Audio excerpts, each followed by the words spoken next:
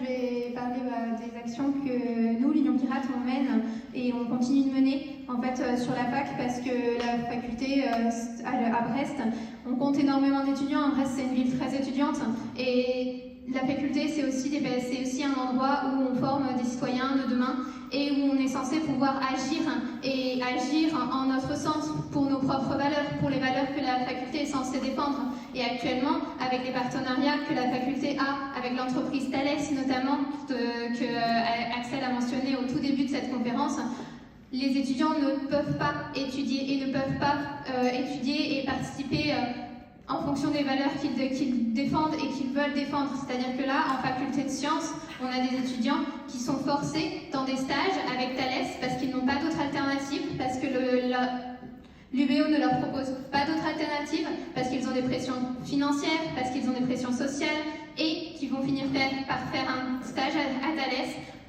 Certains savent ce que Thales fait et les liens que Thales a avec l'armée génocidaire israélienne, mais d'autres ne le savent pas forcément. Et donc ils vont être forcés dedans, forcés parfois à trouver un job à Thales, ou alors à devoir trouver un job ailleurs, sauf que toutes les entreprises informatiques travaillent avec Thales sur Brest, et donc en fait ces étudiants se retrouvent à être complices malgré eux. Et nous, on se bat pour que ça ne soit pas le cas, pour que l'université offre un autre avenir à ses étudiants et ne soit pas complice de ce génocide par les liens qu'elle entretient avec l'entreprise Thales.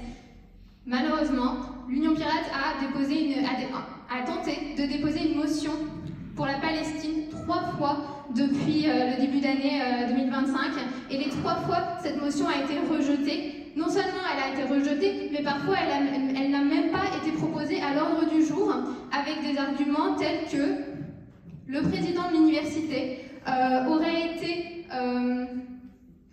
son honneur aurait été souillé par une autre organisation de jeunesse, le Point Levé, et donc vu que apparemment nous sommes amis avec le Point Levé et l'université ne fait aucune différence entre plusieurs organisations de jeunesse engagées sur la fac, eh bien c'est notre motion qui a été refusée. Je tiens aussi à mentionner que le Point Levé a vu à la rentrée son accréditation en tant qu'organisation étudiante retirée sous ce même prétexte qui n'est pas réel. Le Point Levé avait écrit un article qui dénonçait les partenariats entre l'université et Thales, mais rien de honteux sur le président qui ne soit pas des faits, en fait. Donc si le président a honte de ce qu'il fait, peut-être est-ce le problème du président de l'UBO. Mais en tout cas, ce n'est pas du tout notre problème. Là, c'est l'UBO qui non seulement se couvre de honte en continuant ses partenariats, mais qui en même temps entraîne tous les étudiants dans cette honte et dans cette complicité. Nous refusons d'être complices. Nous refusons d'être complices de cette course vers l'armement, de cette militarisation, de cette course à la guerre et de ce génocide, que ce soit en Palestine, que ce soit au Soudan et que ce soit au Congo. Et nous continuerons à nous battre pour ça. Et merci à vous.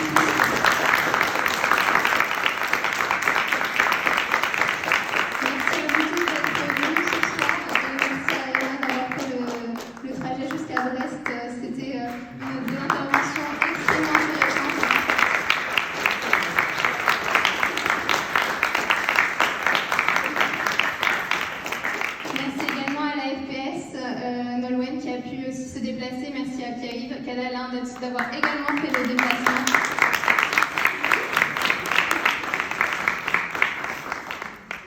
Et on va conclure cette conférence maintenant.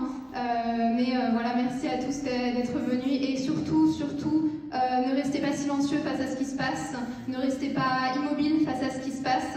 Renseignez-vous notamment sur le Soudan et sur le Congo, c'est très important, mais il y a énormément de ressources qui sont très accessibles. Je pense notamment au compte Instagram Sufka Media, qui relaie énormément d'informations sur ce qui se passe au Soudan. Et donc voilà, n'hésitez pas à aller le suivre. Merci à tous.